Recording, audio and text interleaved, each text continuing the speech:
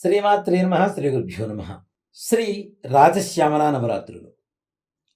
ఈ రాజశ్యామల నవరాత్రులు మాఘశుద్ధ పాడ్యమి నుంచి మాఘశుద్ధ నవమి వరకు, అనగా ఈ 2026వ సంవత్సరంలో జనవరి 19వ తారీఖు నుంచి జనవరి 27వ తారీఖు వరకు ఈ రాజశ్యామల నవరాత్రులు జరుపుకుంటాం. ఈ నవరాత్రులనే మనం గుప్త నవరాత్రులు అని కూడా పిలుస్తూ ఉంటాం. ఇవి గుప్త నవరాత్రులు అని ఎందుకు పిలవాలి, ఎందుకు పిలుచుకుంటాం అనేటువంటి విషయానికి వస్తే, ముఖ్యంగా రాత్రి సమయంలో ఈ రాజశ్యామల ఇత్యాది దశమహావిద్యలన్నీ కూడాను సంచరిస్తూ ఉంటారుట ప్రపంచమంతా కూడా.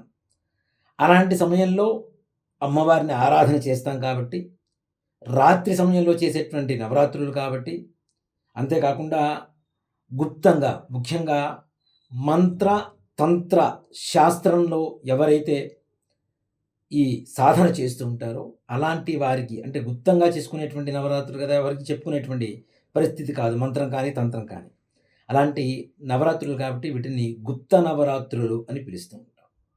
ఈ గుప్త నవరాత్రులలో రాజశ్యామల అమ్మవారిని వీణాశ్యామల అని, సుఖశ్యామల అని, నీలాశ్యామల అని, సరస్వతి అని, మాతంగి అని అనేక రకాలుగా అమ్మవారిని 9 రోజులు కూడాను 9 రాత్రులు 9 పేర్లతో అమ్మవారిని విశేషంగా పిలుచుకుంటూ ఉంటాం. పేరు వేరే కానీ శక్తి మాత్రం అమితమైనటువంటి శక్తి ఈ అమ్మవారికి. ముఖ్యంగా రాజశ్యామల అమ్మవారిని ఆరాధిస్తే ఎలాంటి ప్రయోజనం జరుగుతుంది, ఎలాంటి ప్రయోజనం కలుగుతుంది మనకి అనేటువంటి విషయానికి వస్తే, ముఖ్యంగా ఉన్నత పదవి, అంటే రాజకీయ నాయకులు ఉంటారు చూసారా, అలాంటి వారికి ఉన్నత స్థానం కలగాలన్నా, స్థానానికి అవకాశం రావాలన్నా, ప్రజాదరణ పెరగాలన్నా, గెలుపు పొందాలన్నా ఎన్నికల్లో ఇట్లాంటి వాటిల్లో కూడాను రాజశ్యామల అమ్మవారు చాలా చక్కగా అమ్మవారు అనుగ్రహాన్ని ఇస్తూ ఉంటుంది. అలాగే రాజశ్యామల అమ్మవారి ఉపాసన విధానం అనేటువంటిది భార్యాభర్తల మధ్యలో ఉండేటువంటి అవగాహన లోపం అంటాం, మిస్అండర్స్టాండింగ్స్, వాటి వల్ల వచ్చేటువంటి కుటుంబ సమస్యలు ఇలాంటివి కూడా నివారణ చేయవచ్చు. అలాగే విద్యార్థులు సరిగా చదువుకోలేకపోతున్నారు, చదువుకున్నది జ్ఞాపకం లేకుండా పోతుంది, పరీక్షా సమయాల్లో భయాందోళనకు గురవుతున్నారు అనుకునేటువంటి వారికి కూడా రాజశ్యామల అమ్మవారు చాలా చాలా విశేషమైనటువంటి అనుగ్రహాన్ని అందజేస్తూ ఉంటారు. అలాగే ఉన్నత ఉద్యోగం కావాలి, బాగా చదువుకునేటువంటి వాళ్ళు చాలామంది ఉంటారు, చదువుకున్నాను వారి చదువుకు తగినటువంటి గుర్తింపు లేనటువంటి ఉద్యోగాల్లో, చిన్న చిన్న ఉద్యోగాల్లో చాలా వరకు బాధలు పడుతూ ఉంటారు.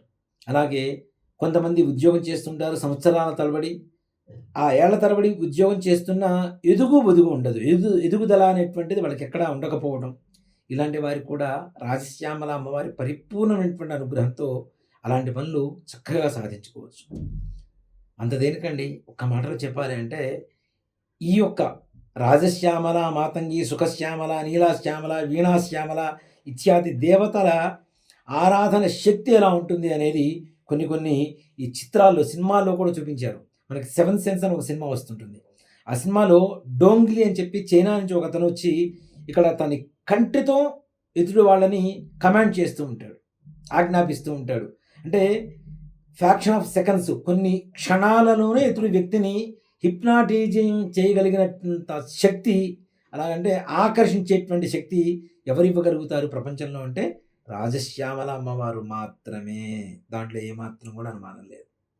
మరి ఉన్నత ఉద్యోగాలు కావచ్చు, లేదంటే రాజకీయ పదవులు కావచ్చు, ఇట్లాంటి వాటికి అమ్మవారిని ఉపాసన చేస్తే ఏంటి ప్రయోజనము అంటే, ఎక్కడైతే మనం ఇంటర్వ్యూకి వెళ్తున్నామో, ఎక్కడైతే మనకంటే ఉన్నతమైనటువంటి వ్యక్తులు కలవడానికి మనం వెళ్తున్నామో, అలాంటి వ్యక్తులు అంటే ఎవరైతే ఉపాసన చేసుకుని వెళ్తున్నారో అలాంటి పెద్దవాళ్ళ దగ్గరికి వెళ్ళినప్పుడు సకల ధన జన వశీకరణం అనేటువంటిది తప్పనిసరిగా కలుగుతుంది. భార్యాభర్తల మధ్యలో సమ్మోహనాస్త్రంలాగా పనిచేస్తుందని చెప్పుకోవచ్చు. అంటే మన విద్యలే, మన భారతీయ విద్యలే వేరే వేరే దేశాల వారు బాగా అభ్యసించి, వాటి మీద అధ్యయనం చేసి అభ్యసించి బాగా క్షుణ్ణంగా, అంటే వాళ్ళు శరీరంలో మనస్సులో ఒక భాగంలాగా చేసుకున్నారు రాజశ్యామల అమ్మవారు. అందుకనే రాజశ్యామల అమ్మవారి ఉపాసన చేసిన వాళ్ళ కళ్ళల్లో కళ్ళు పెట్టి ఏది కూడాను లేదు, కాదు, రాదు అనేటువంటి శబ్దాన్ని నథింగ్ అనేటువంటి వర్డ్, నో అనేటువంటి వర్డ్ అసలు ప్రపంచంలో ఎక్కడా వీళ్ళకి వినపడకుండా చేసి ఏ పని అనుకున్నా అసాధ్యమైనటువంటి కార్యాన్ని కూడా సుసాధ్యం చేయగలిగినటువంటి శక్తి అమ్మవారికి మాత్రమే ఉంది. అలాగే చాలామంది వివాహాలు కుదరక పెళ్లి సంబంధాలు ఎన్నో చూస్తూ అమ్మాయిలు కావచ్చు, అబ్బాయిలు కావచ్చు, ఎన్నో సంబంధాలు చూస్తుంటారు. లేదా ఇంటర్వ్యూలకు వెళ్తుంటారు, ఉద్యోగాలు రావు. ఈ 2 రకాల వ్యక్తులకు కూడాను ముఖ్యంగా రాజశ్యామల మూలమంత్ర హవనం కావచ్చు, జపం కావచ్చు, తపస్సు కావచ్చు, అమ్మవారి ఆరాధన కావచ్చు, అమ్మవారికి శ్యామల దండకం అని ఉంటుంది. అది విన్నా చదువుకున్నా కావచ్చు. ఇక్కడ ఈ మంత్రం కానీ, శ్యామల దండకం కానీ చదువుకునేటప్పుడు చిన్న బౌల్‌లో ఒక రోజ్ వాటర్ తీసుకోండి. అనామిక అంటారు ఈ వేలుని. ఆ బౌల్‌లో ఆ రోజ్ వాటర్‌లో ఈ వేలు పెట్టేసి చక్కగా అమ్మవారి మంత్రాన్ని చదువుకుంటూ 108 సార్లు లేదా శ్యామల దండకాన్ని చదువుకొని ఆ రోజ్ వాటర్‌తో ఎవరైతే ఫేస్ వాష్ చేసుకొని చక్కగా శుభ్రంగా తుడుచుకొని మరలా సబ్బు పెట్టకుండా చక్కగా టవల్‌తో తుడుచుకొని వెళ్తారో వారికి ఆ రోజు ఉద్యోగం తథ్యం. దాంట్లో ఏమాత్రం కూడా సంశయం లేదు. అలాగే భార్యాభర్తల మధ్యలో కూడాను అవగాహన లోపం కూడా పోయి చక్కగా భార్యాభర్తలు దాంపత్య జీవితాన్ని ఆనందమయంగా గడుపుతారని చెప్పడంలో ఏమాత్రం కూడా సందేహం లేదు. మరి అలాంటి రాజశ్యామల నవరాత్రులు ఎలా జరుపుకోవాలండి, ఎలా చేసుకోవాలి అన్నటువంటి విషయానికి వస్తే 19వ తారీఖు ఉదయం అమ్మవారిని ఆవాహన చేసుకోవచ్చు, లేదా సాయంకాల సమయంలో కూడా ఆవాహన చేసుకోవచ్చు. అమ్మవారిని ఉపాసన చేయాలంటే ముఖ్యంగా అన్నీ కూడాను ఆకుపచ్చ వర్ణంలో ఉండాలి. ఇక్కడ చూడండి, రాజ అంటే మనకేంటి ఉన్నత స్థానం అని అర్థం, శ్యామలము అంటే పచ్చదనము అని అర్థం. కాబట్టి ఈ రాజశ్యామల అమ్మవారికి ఇష్టమైనటువంటి రంగు ఏమిటి అంటే ఆకుపచ్చ వర్ణము, శ్యామల వర్ణము అంటాం దాన్ని. ఈ శ్యామల వర్ణం ఆకుపచ్చ వర్ణంలో వస్త్రాలు కట్టుకొని పూజ చేసుకోవాలి. అలాగే మనం కూర్చునేటువంటి ఆసనం కూడాను ఆకుపచ్చ రంగులో ఉండేటువంటి వస్త్రంతో ఆసనం వేసుకొని కూర్చోవాలి.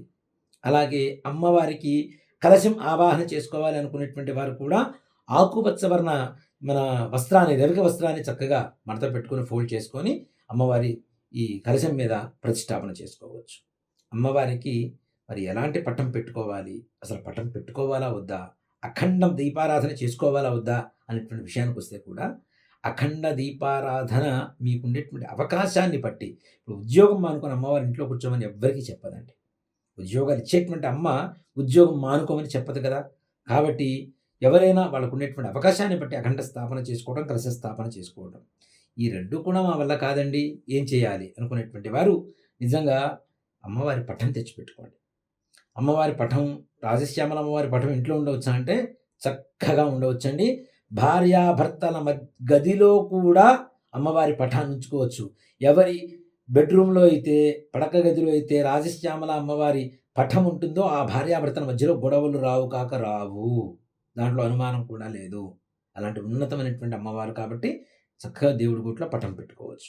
లేదండి అవి కూడా మా వల్ల కాదు, మేము తట్టుకోలేకపోతున్నాము అంటారా, లలిత అమ్మవారి పటంలో కూడా రాజశ్యామల అమ్మవారు తప్పనిసరిగా ఉంటుంది. మాతంగి అమ్మవారు, రాజరాజేశ్వరి అమ్మవారు కావచ్చు, లలిత అమ్మవారి ఫోటో కావచ్చు, ఇలాంటి ఫోటోల్లో ఏ ఫోటో అయినా సరే యద్భావం తద్భవతి, మనం ఎలా భావిస్తున్నామో అక్కడ అమ్మవారు అలా కనపడుతుంది, అంతేకాని వేరే రకమైనటువంటి భావన కాదు. కాబట్టి మన భావన ముఖ్యం, అమ్మవారి మీద భక్తి ముఖ్యం.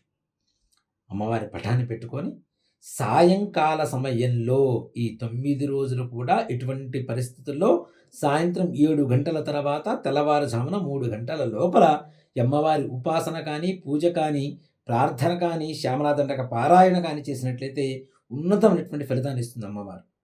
ఎలా పూజ చేయాలి? నిజంగా కుంకుమలో కూడా మనకి కుబేర కుంకుమ అని చెప్పి అమ్ముతూ ఉంటారు.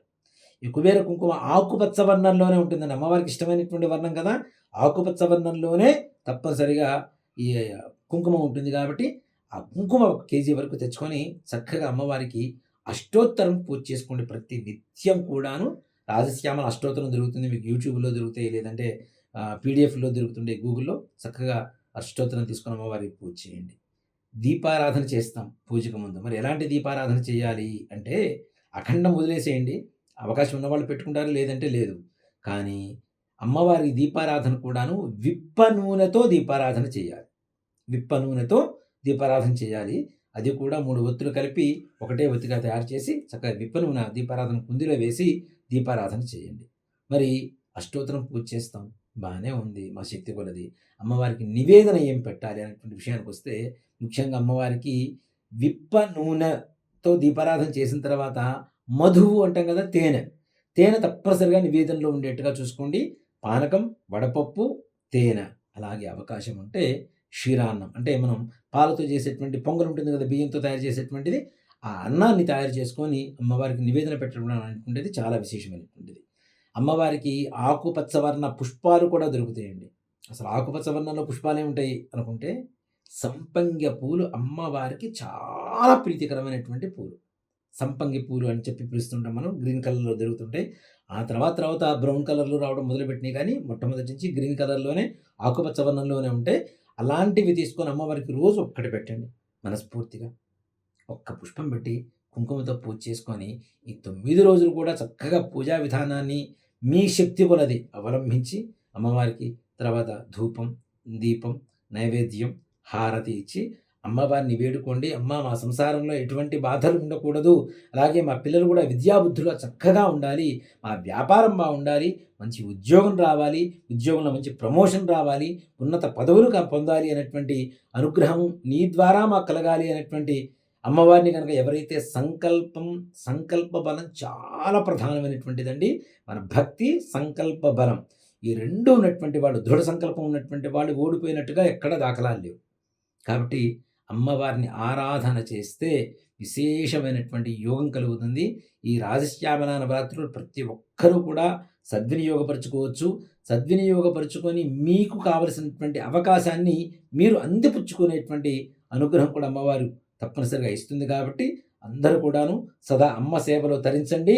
శ్రీ రాజశ్యామల పరిపూర్ణ అనుగ్రహ కృపా కటాక్ష వీక్షణలతో అందరూ కూడా సుఖ సంతోషాలతో సస్యశ్యామలంగా జీవితురు కాక. శ్రీమాత్రే నమః. శ్రీ గురుభ్యో నమః.